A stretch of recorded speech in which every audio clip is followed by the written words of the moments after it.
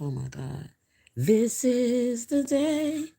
This is the day that the Lord has made. Oh my God, I got a cramp. That the Lord has made. I will rejoice. I will rejoice and be glad in it. This is the day that the Lord has made. I will rejoice and be glad in it. This is the day. This is the day that the Lord has made. I will enter his gates with thanksgiving in my heart. I will enter his courts with praise. I will say this is the day that the Lord has made. I will rejoice 'cause he has made me glad. He has made me glad. He has made me glad. I will rejoice 'cause he has made me glad. How y'all doing this evening? I just had to come into my master bedroom tonight to have this conversation with you all. I didn't want to be in the other room because my husband's over there watching TV. So I didn't want to disturb him while I'm on this live. Usually he's in this room, but we don't have the TV in this room. He's trying to get another big, because that TV, the TV that was in this room, it's broken now. Something went wrong. It fell. Whatever. Something went wrong. And some problems with it. So we get another one, a big screen TV for the master bedroom wall. Anyway, how are you doing tonight on this Sunday evening? I hope everyone had a wonderful Sunday. I know I have. It was a very interesting Sunday for me, relaxing, taking it one day at a time. I mean, yesterday I was on here with y'all like all day. I was coming back and forth with every time you turn around, something new was popping up. And I didn't want to miss that opportunity of what I had to share um, with you, topics that I wanted to share and touch on with you. Now, on today, this Sunday, and everything after I was cooking my Sunday dinner and everything else. Um, I had to tune into some lives, right? Hello, Sid Ubad. I don't actually know how to pronounce your name, but hello, welcome, welcome, welcome. I am great, Sid. Saeed. I'm doing very well. Yeah, so anyway, y'all, I'm gonna say like this of what happened today. Let me go over all the chain of events that I did today, right? Of course, I went on some lives and some things that I didn't get a chance to talk about. Actually, I did post it on my community wall, so you get a chance if it ever comes through your YouTube feed or whatever, you're gonna get to read what I had. Not really, Saeed. I don't really mess with Instagram too much. I don't really do Instagram. I just mostly do everything here on YouTube for some reason. I don't know why. And I do go to Facebook, but Facebook is really private. It's not for um my YouTube community of subscribers or anything. I just some things I like to keep separated because I'm not trying to become that popular on social media. Anyway, y'all, like I said, anyway, I will, and I watched some things on.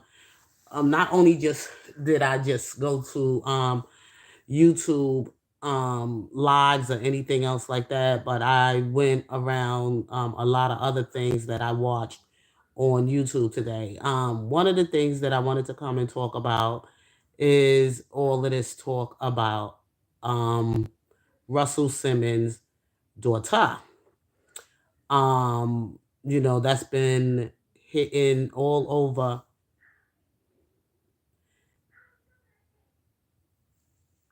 Hi, Sherry.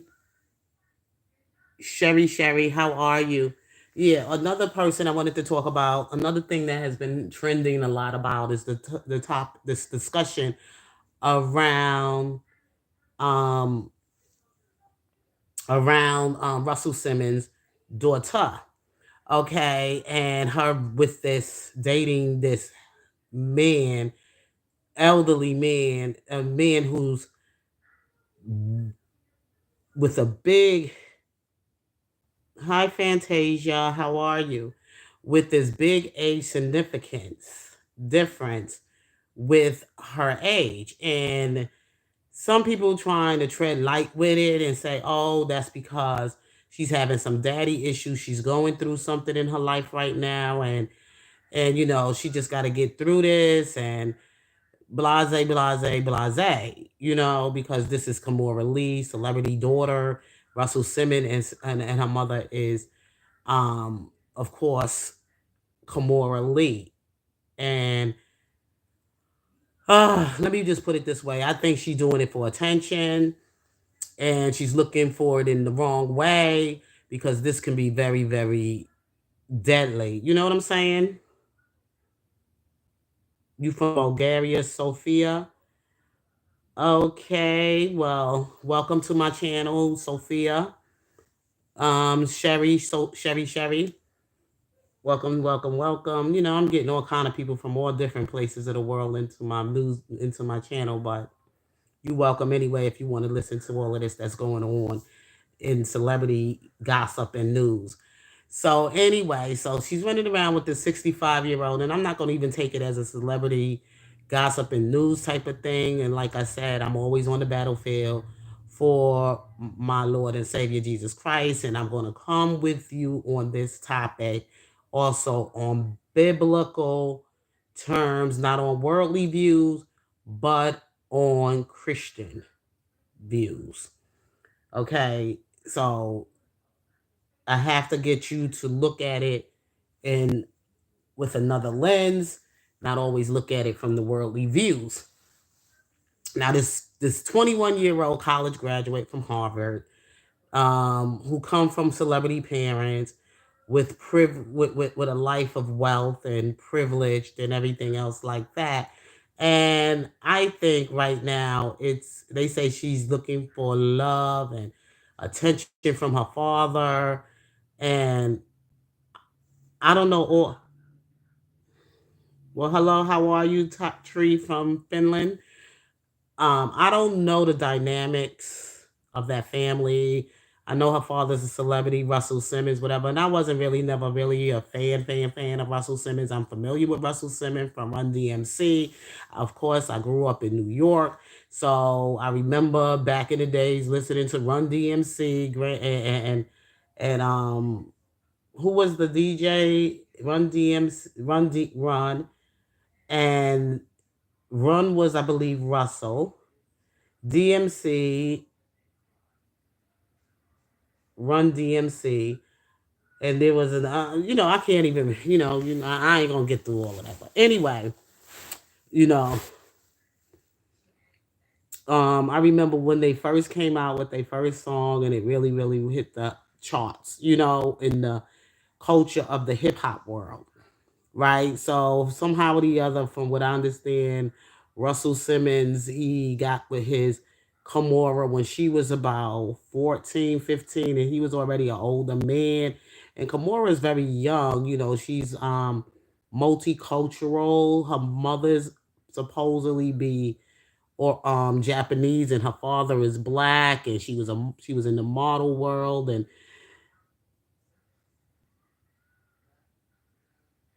I don't know, Run DMC, LGQTW. No, I'm not, Marco. Anyway, like I was saying and stuff like that. Um, Regardless to what her mother did and what her father did, um, she could have made better choices for herself. At this age now is the age that you should be making some. Hi, Mike. How are you?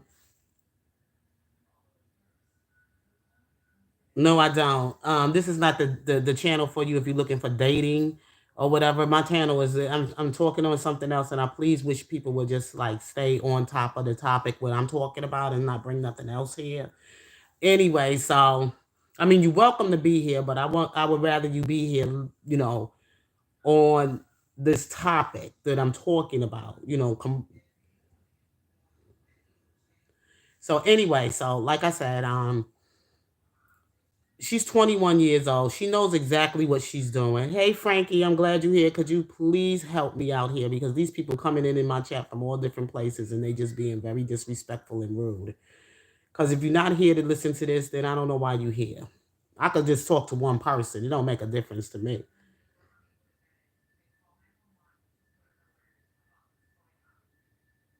Okay, okay, Marco. Well, anyway, bye. Anyway, like I said, Run DMC's daughter and everything. She's running around. Russell Simmons' daughter's running around with the 65 years old man, and people trying to tread light with it because they feel that she's going through something right now because of the fact that this is her life of her family life because of her parents. Run DMC meeting her mother when she was a very young girl, modeling, whatever, and he started dating her when she was a very, very young girl, whatever, right? Me personally, I look at it in another way, like in that industry, modeling, music, the music industry, the modeling industry, and Hollywood industry. There is nothing but that industry to me has always been predatorial. Okay, it's always been predatorial to me. I mean, I see a whole lot more now than what I would have seen maybe 20 something or 30 something years ago. I see it a whole lot different now than what I would have seen it 30 something years ago because of all the things that has taken place over the last 30 years of the industry. Okay.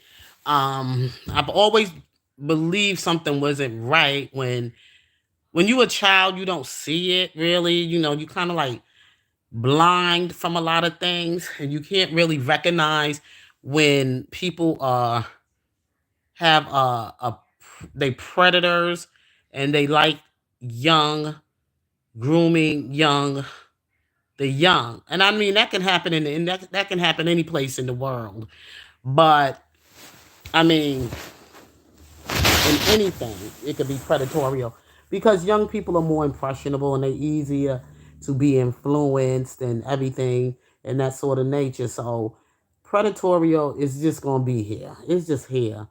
And the thing is, I say about the industry of Hollywood, Hollywood, and the music industry is that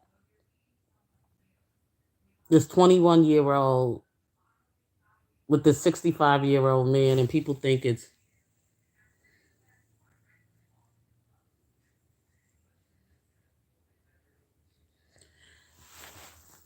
really.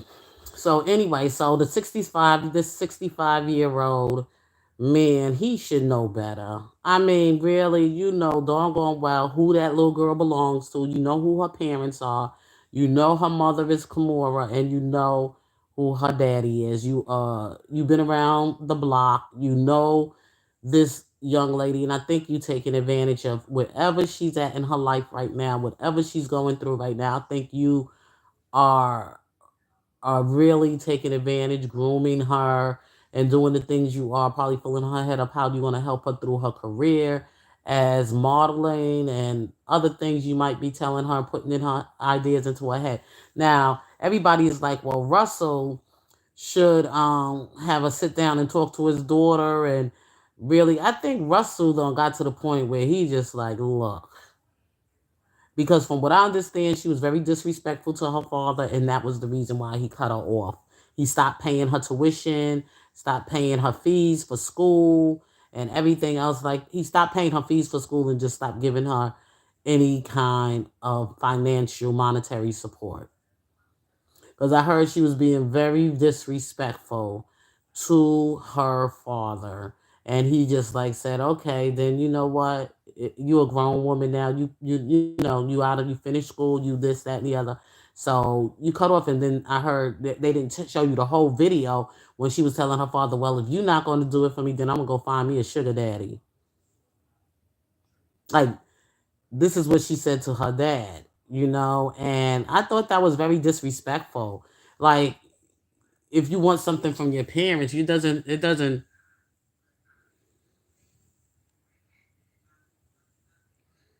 Olivia. How are you? Yeah, so I heard she said some stuff like that to her father, so that's why he cut her off. He ain't been sending her no financial, no monetary support or anything else like that because I think he's got to the point now she's like the type that's when parents separate and whatever, sometimes children they like try to manipulate the situation and they like to blame the father for his absence. But I tell you like this, it says it in the word of God that when your mother and your father shall forsake you, I shall take you in, meaning that your heavenly father is always present. So they got to learn that you want something from people, you got to learn how to act right to get it and be respectful to your parents. Yes, Russell did what he did, and so have Kimora. But that doesn't give you an excuse to be a disrespectful, ungrateful little brat. Now is on you with the 65 years old man that you running around with and you know you think it's cute or whatever. And I heard how she even talked to the old man. The way she talked to that 65-year-old man, and he's just playing with her right now. You know, and he should be yeah, Russell Simmons from Run DMC, yes. And he's just playing with him now. Everybody said, well, Russell getting back what he did to Kimora and all this other stuff. You actually sent the wrong message. Okay. Yeah, so Russell, let me tell you, whatever he did, God is dealing with that, whatever he did, but I did hear the video and no, she said she sent the wrong message, Frankie. Yeah, Russell did what he did. Okay. But I did hear how Aoki was very disrespectful to her father, and that's why he cut her off and not giving her no kind of monetary support. He doesn't owe her anything. She's a grown woman right now. Yes, she's old enough now to make her own decisions and her choices as an adult. She's 21 years old. She knows what she's doing for attention or whatever, trying to get her way and trying to manipulate the situation.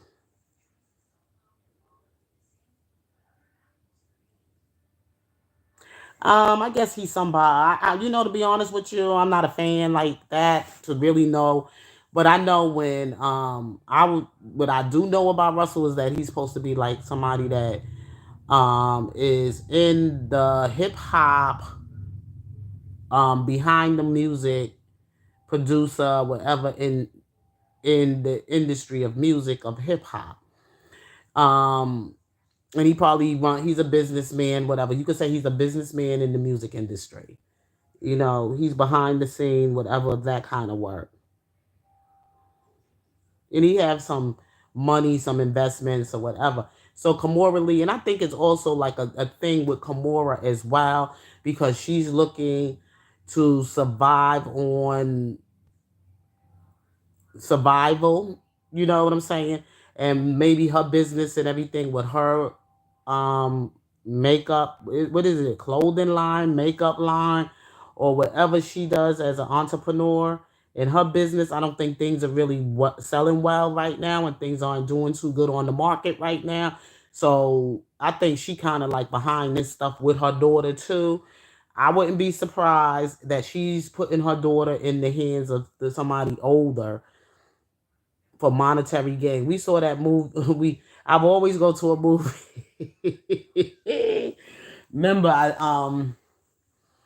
Tyler Perry movie with the what is it, Family Reunion, when the mother is trying to, offer over her daughter to this abusive man. It's like a business deal, and the mother, because she's so used to living at a certain income and I would say tax bracket or whatever, so she gonna use and groom her daughter because the other one, she used her and did what she did to her to be in the marriage with this rich man, and then she turns around, now she gonna try to groom and move her daughter into the hands of this abusive man to marry. Remember from the movie Tyler Perry, using their children, like pimping out their kids and everything, pimping her daughter out. I wouldn't be surprised if Kimura's behind all of this. That's why she ain't really saying too much about it. And because that's what was done to her, that her parents sold her over to Russell. Because ain't no way in the hell my 14, 15 years old daughter would have been in the hands of a man that much of an age, a difference in age with my daughter. If I would have seen better for her future, to at least not have her marry somebody with that age significance. I would have had his ass in jail. I don't, you know what, or OB, you know, I don't care to hear about Tracy Morgan with his trans and all of that other stuff. Cause see, that conversation I don't really like getting into about those kind of people. I don't really like to be in the conversation about the lifestyle of transgenders and stuff like that. I just try to stay away from it. Yeah, so I'm just saying, right then and there, Russell Simmons, Kimura's mother. I don't know about her father because I don't even know if she really had a relationship with her dad, being that she was multicultural or biracial, multiracial, whatever child. So it's a lot of that over in Japan, like black men that had children with Japanese women, brought them over here and raised their family. Because over there, I think they like kind of like not accepted much.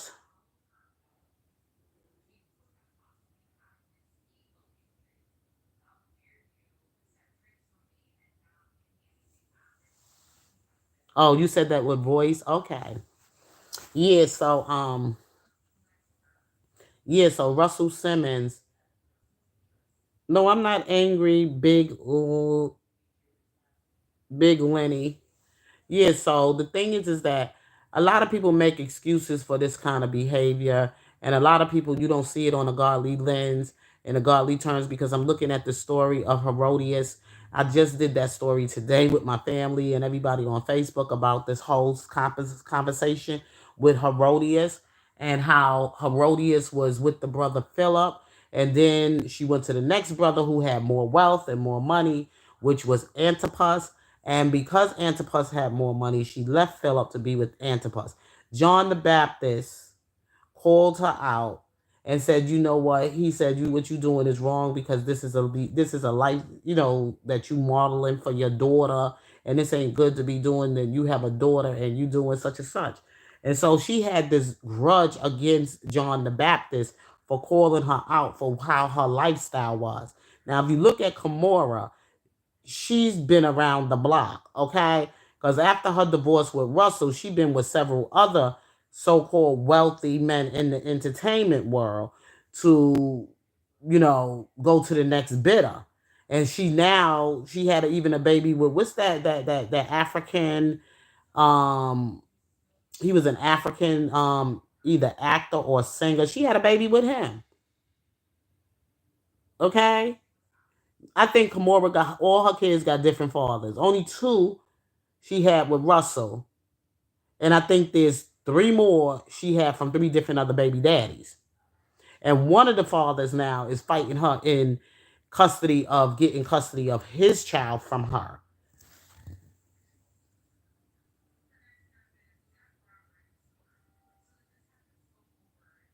No, John the Baptist, I don't know, John the Baptist, he was a prophet, he was a religious man, he was a whatever. But he was supposedly been an older cousin or relative of Jesus Christ. because Elizabeth, which was Mary's cousin, but she was like an older woman, than Mary was. Mary was a young girl, so Jesus and John the Baptist somehow related as relatives. But he came before Christ, and he was like, look, his parents were older when they had him. He was like, look, he told that woman Herodias, look at what you doing to your daughter. You got your daughter up, this is the kind of lifestyle, like, come on, this is morally wrong. Your daughter, you with the uncle now. You was first with the daddy. Now you with her father, and now you with her father's brother. And then she served up her daughter as a as a way of to get like manipulation, deceitfulness, and evil and wickedness because of the fact that John the Baptist called her out. So the only way, and then Herod Antipas didn't want to do anything to hurt John because he listened to what John was saying, and he was like, yeah, he might be right or he might be on to something, whatever. And he didn't want to do anything to John. He was just like, hey, if he had a great respect for John the Baptist. You know what I'm saying? So anyway, so because she was called out for her evil, wicked doings and stuff, she even tried to, she was able to have that manipulation over her daughter. So what she did is that when she knew Antipas was having his celebration, a party or whatever like that, maybe a birthday party for himself, and he wanted her to dance at his party, because you would say she was one of those, she knew how to twerk. Okay, you could say she was a pole dancer, a twerking girl. She just knew how to dance those kind of, very seductive and sexy dances. So he wanted the young girl to dance for him. And thank you, Olivia. So he wanted the young girl to dance for him. So he asked her to dance for him, and if she danced for him, he will offer her whatever she want from his kingdom. And she can have whatever she want from his kingdom. So the mother was like, oh, dance for him, Salome. Her name is Salome. Dance for him, Salome. And then after she danced, and then she said, he asked her, what would you want from my kingdom? And then she asked to have the head of John the Baptist, because this is what her mother told her to do, because her mother had put that wickedness inside of her daughter. And that's the same way I feel about Gomorrah. I don't put nothing past these evil women that had a couple of kids and they want to hurt the baby daddy, and they know how to manipulate the children.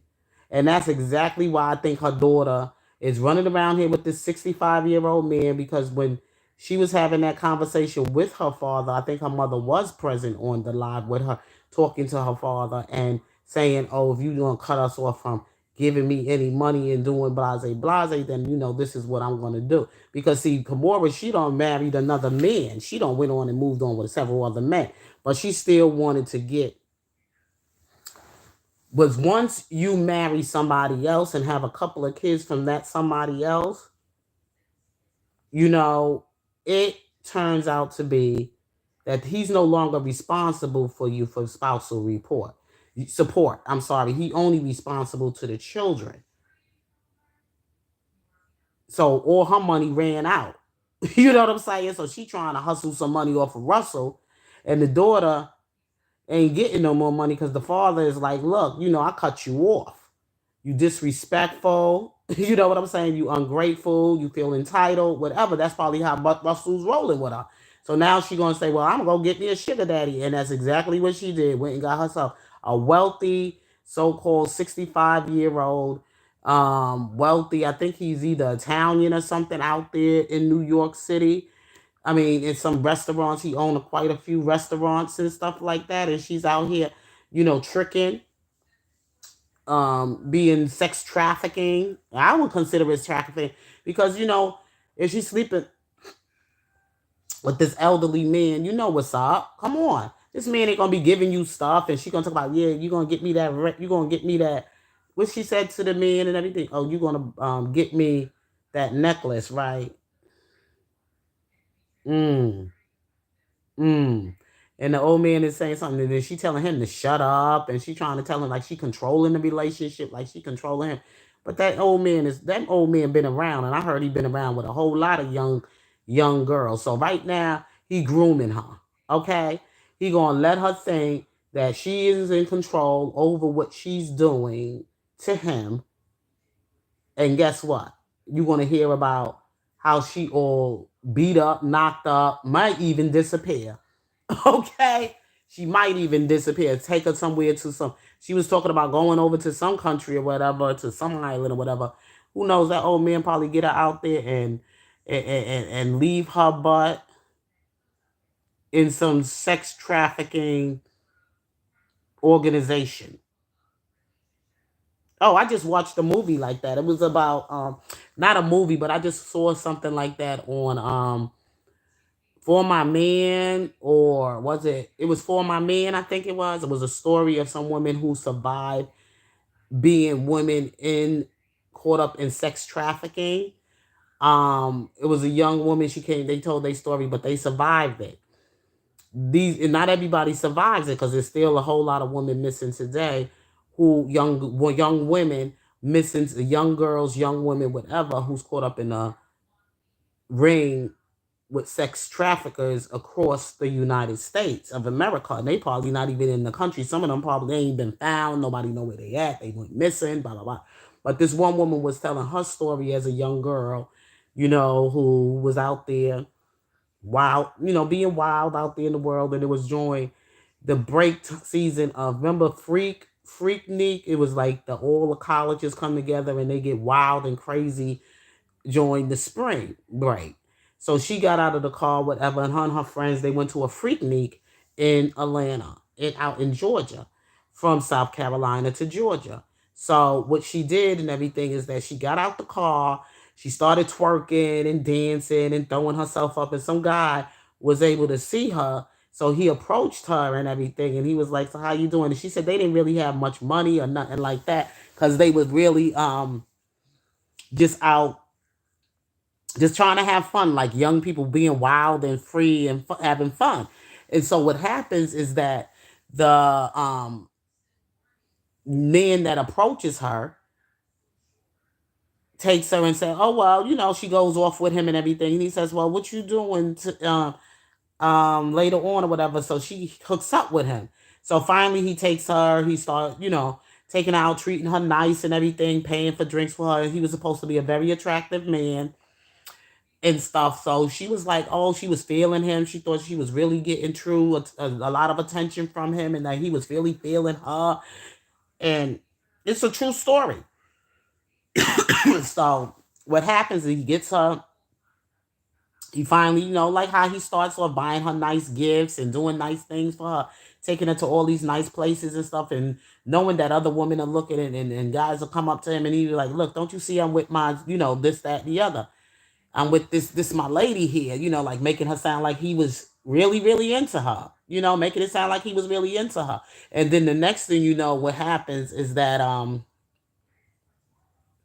she ended up falling for him and getting involved with him. But then her friend started realizing she never returned and she ain't hear from her friend. So she had some concerns. So her friend was like, yo, where my girl at? So her friend put out a missing person report on her. She goes to a police station, say, look, my friend is missing. We was at this freak thing. She went off with this dude. We never heard back from her. I think something might have happened to her. Can y'all please do your investigations? Blah, blah, blah. So her friend was giving the police all this information about, her friend. And this happened back in the year of 1990 something. This happened in the 90s. So the next thing you know, she was like going for a few days or whatever like that. So she finally, she get with the dude, and then all of a sudden he takes her places and stuff, and then he tells her, once he get in her head, then he gets into a club. He gets her to a club. And remember the song she started dancing to when she was doing all of that twerking and whatever like that. He takes her to this club, and then he tells the DJ and everything to call her name. And then he says he calls her name to be to the stage. He says, see, that's your name. I told him to play that one for you so you could get up there and dance. She says, no, I don't want to dance. Then he grabbed her. He says, you going to dance. He gets her out there, puts her butt up on that stage. And at first she wasn't feeling it. But then he's like, look, you're going to get up there and you're going to do this for your man. You're going to do this. And so she got up there. She started doing her dance and everything. And then she said they made sure they played a song that she knows she liked and she can dance to. And then it started from there. Then he took her to the next level. Now he took her to the studio with a whole bunch of men. And then he said, go in there and dance for them because I'm going to get you, a contract as a dancer or whatever like that. He said he going to dance, as a dancer. She goes in there and she ended up dancing for them, but then she comes out and she came out kind of quick. And then what happens, hi freelancer, then afterwards, he says, look, why you came back out here? He says, so what happened? Did you did you get that money or whatever? She says, we don't need no money. Why I gotta go in there and get that money? He said, no, you going back in there. I'm your man. You gonna get he took her butt, made her go right back up in there and do whatever she had to do to make that money from those dudes because she was to dance and give them a little private party. That's what it was set up to do. So basically he was trafficking her. He was using her head, he was in her head to make her think she was his lover and that she was his boyfriend. That was her boyfriend. And he had her already captured, captured by her in her head. So afterwards, after he done did all of that to her, and she didn't like the way this was going for her and everything. Then now he was trying to put on drugs and everything, like trick her, get her to be a addict or whatever. Because he takes her to this. No, what happens? No. After that part, he started tricking her out and everything, trying to get her to get other young girls. He's sitting out there on the street and he'd tell her to go pick up. He'd see a girl that's probably like a runaway or don't look like she has a family and she's out on the street or whatever. And he try to get her to go become friends with that young girl or talk to that young girl and try to get her to become a friend and then groom her and like get her into the business. But she would not really do that to the girls. If anything, she would like go there and tell the girls to go away because she get them free. Like make sure these girls are safe. That she don't go do it. So he started beating on her, right? So after he started beating on her, then she realized, she tired of this. She this ain't right. Something is just telling her to get away from all of this. So she runs away. She goes back to where she's from and everything else. But he comes out there and he comes back to her talking about, oh, I'm sorry about what I did to you, babe. I ain't gonna do that no more. We gonna, I love you. And he just started getting her head and everything. And then she leaves and she goes back with him. Okay, she goes back with him to Georgia. And this time now, he done got her trapped with a whole bunch of other women that he got strung out on drugs and everything. And when he brings her there to the house where they're at, they like, oh, you the new girl we've been waiting for. She said that the girls all looked at like zooted or whatever. And the next he beat her down there. He cuts her. He do all kind of damage to her right there. And now she can't get away because she's afraid. Because if she tried to get away, she afraid he's going to do something worse to her. So what she does is she becomes part of his sex trafficking. And once she becomes part of his sex trafficking and he don't got her where he wants her, he goes and he has some kind of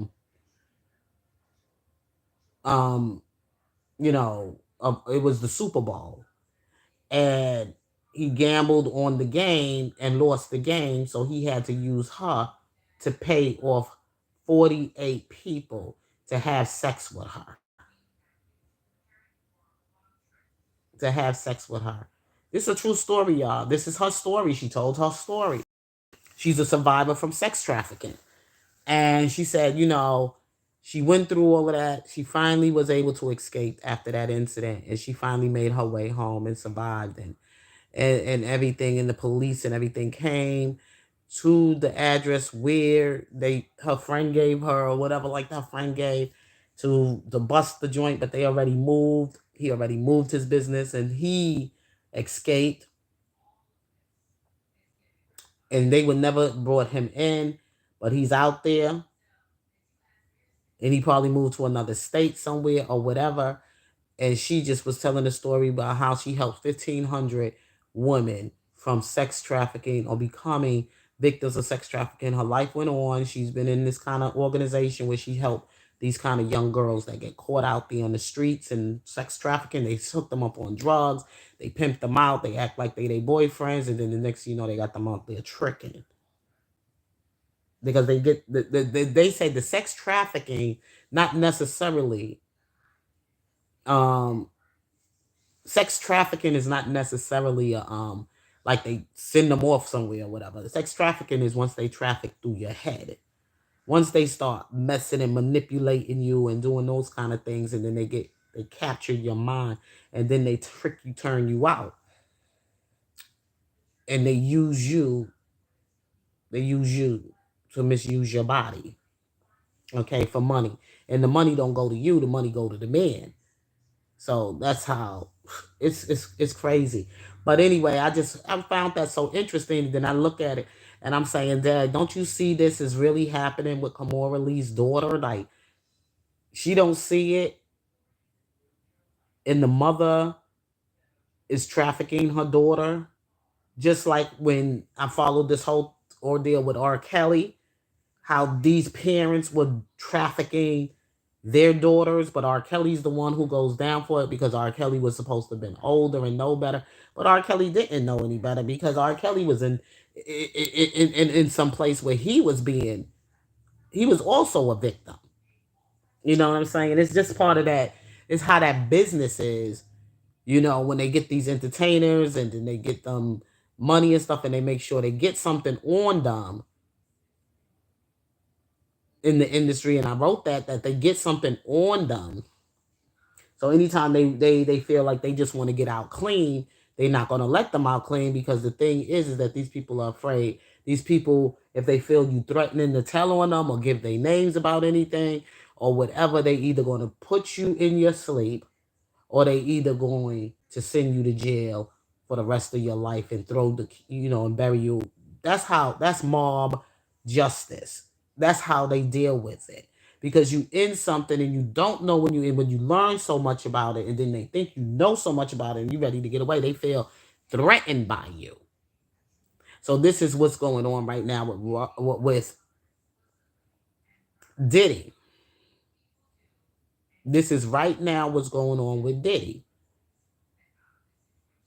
and his family. But see how they using the Diddy, he had more of a higher level than what R. Kelly was, because R. Kelly was just an artist. Somebody else was promoting R. Kelly's songs and everything, doing all his business transactions and everything for him. But Diddy was handling his own business transaction, but R. Kelly wasn't. So R. Kelly's money was all being, somehow his money was being, oh God, how can I say it? Because somebody put it in the chat. His money wasn't being controlled by him. They had the rights over his, because R. Kelly even sat down on the Gil King show and said, look, I went to the bank and I only had such and such to my name of all the 30 years of my career when I worked. I have never been to the bank on my own, like really handled my own money until the end. And all that stuff about what Drea said and what Drea did, they made R. Kelly sign these contracts. They made R. Kelly do this. They made R. Kelly, and when R. Kelly was done with it, and R. Kelly's like, oh, all I want is my masters and I just want to go. They didn't want that from R. Kelly. What they wanted to do is they wanted to humiliate him, and all these big gangsters and whatever men they are in this industry, in the music industry, all of that, they knew how to make it look so real that R. Kelly was a predator on young girls. Because why didn't they do it 30 years ago? Why are they going to wait all the way up until he was at a certain age that they was going to pull this shit on him and put him in jail? Because they said, nah, still got time. The same thing they doing right now to Diddy. Diddy is like, I'm done. I'm not going to do this business with y'all no more. Y'all trying to just, they're doing this to a so-and-so man. He stood his grounds and he said what he had to say to these people. Now these people want to make Diddy sound like he was doing all of the blase with to young girls and to boys or whatever. Not saying that he didn't probably do it now. Not saying that he wasn't exploiting, but he didn't know that it was going to come to this point. And Diddy knows a whole lot more than R. Kelly knows. A whole lot more than R. Kelly knows, because R. Kelly stayed his mind, his business, and R. Kelly mostly just stayed in his own little world with his music. Probably away from all the negativity. And just wanted to do his music. Okay. But they wanted to make it seem like, and of course, most Black American people get easily influenced by that. They follow anything somebody will put out there, scandal, whatever, because they know we have that kind of division among ourselves. And they know how to keep us at each other. They know the game. They know how to play it on us. They see it in our brokenness of our families. They see it how the Black woman is single and raising a family by herself. The Black man, it's a whole mess. They see the messiness of nobody don't care about us. They just use us. We got to care about us. And I keep saying that. This is how it is in America. This is why they know how to use it when they find the opportunity to use us against ourselves. People will sit on their platforms and they will make up they go along with the bandwagon and they go along with the lies and they go along and they make the lies sound believable. And that's why when you don't know Jesus Christ, you easily get influenced by these lies.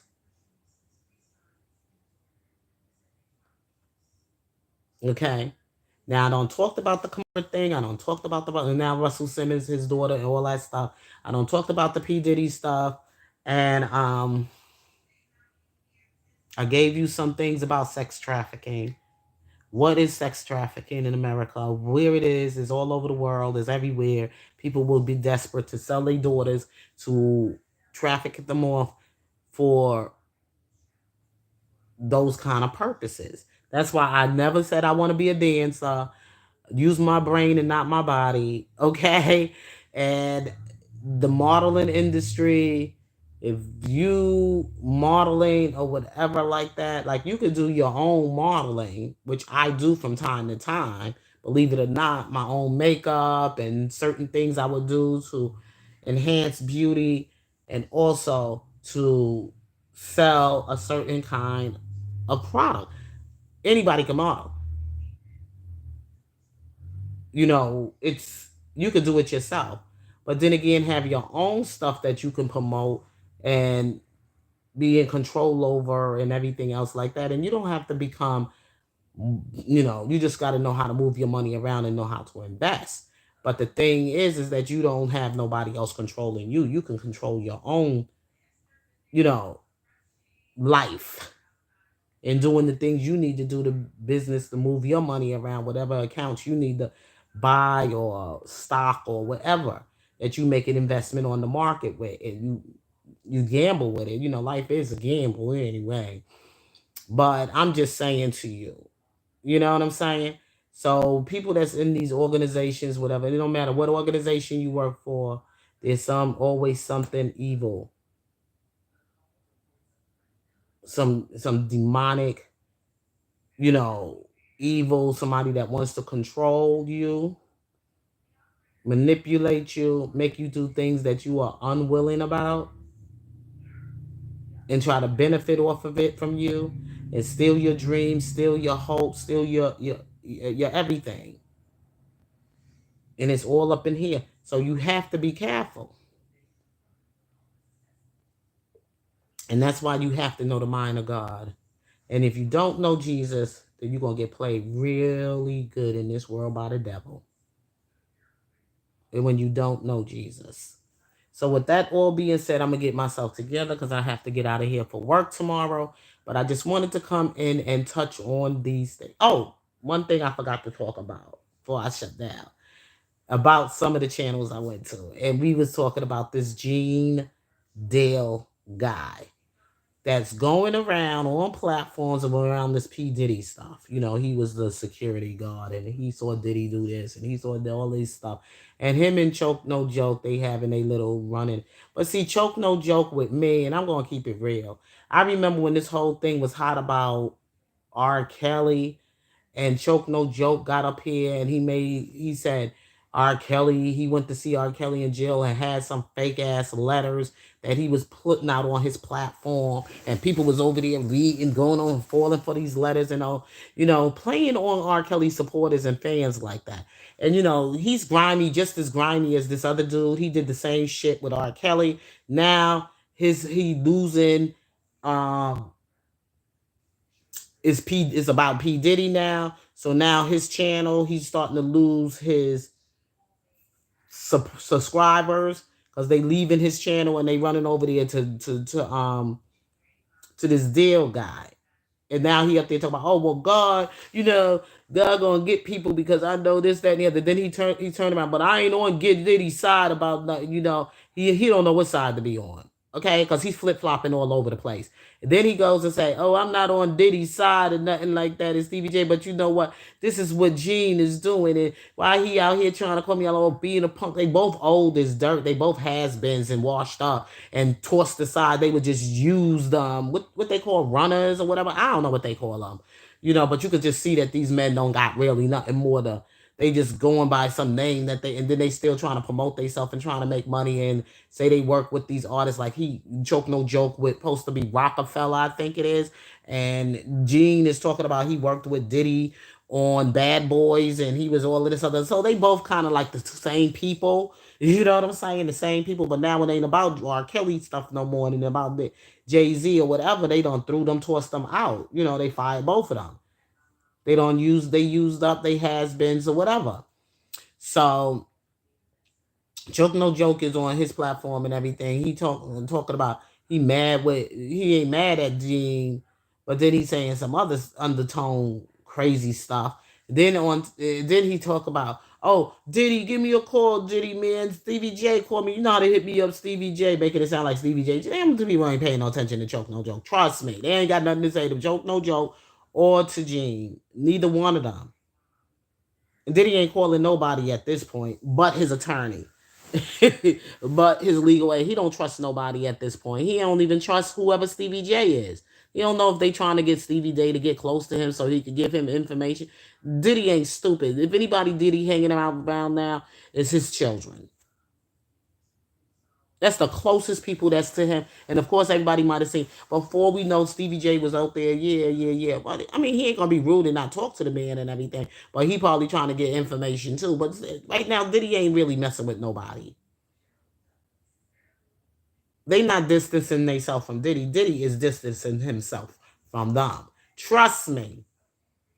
And for Choke to be like acting like, yeah, Diddy, give me a call, man. Stevie J, call me, man. And Diddy definitely ain't asking with you, Choke No Joke. I know that for sure.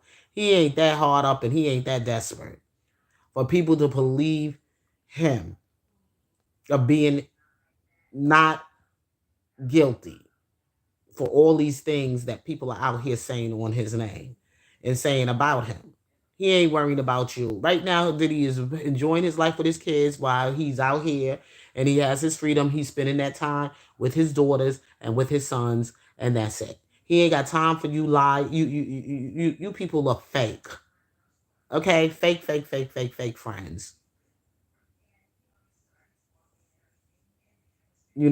friends. He know how y'all fake.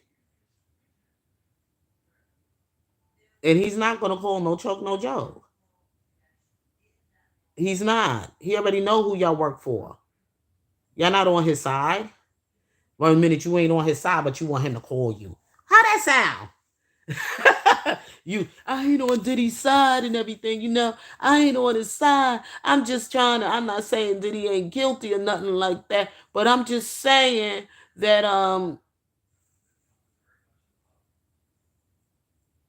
I'm just saying and everything, like Gene going around lying and saying this and that about Diddy, and then he's going to say this and that about Diddy, and then he's going to do this. But you did the same thing about R. Kelly. You got on your platform and fed R. Kelly fans and supporters them fake letters. And then after R. Kelly was convicted and everything else like that, y'all all you ain't stay in the fight for R. Kelly. You didn't. These crumb snatchers out here. I ain't got time for them. But anyway, they ain't no real friends. Nobody in there real friends. They just gotta just shut up because they all wicked and they all coming down one by one. Once they take Diddy down, they got the rest of y'all down. And who you gonna try to jump on with Jay-Z now, Rockefeller, and be like, yo, Jay-Z, you be on your channel. Yeah, when I worked with Jay-Z, I saw this, I saw that, blah, blah, blah, blah, blah, blah. Yeah, running your mouth. The crabs in the barrel mentality, the haters, the jealousy, the enviness, and everything else like that. That man ain't stupid. That man is not stupid. He is not calling no choke, no joke, and he ain't gonna be calling no Gene either. None of these people, and he ain't messing with no too much of Stevie J either. Y'all all clout chasers,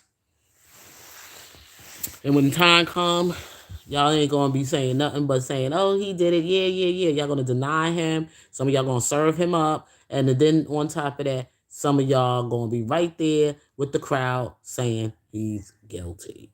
Okay, that's what y'all gonna do. So with that all being said, God bless you. Have a blessed, wonderful Sunday night. I gotta get in my bed and get ready for tomorrow. So you all take care. Love you. Peace.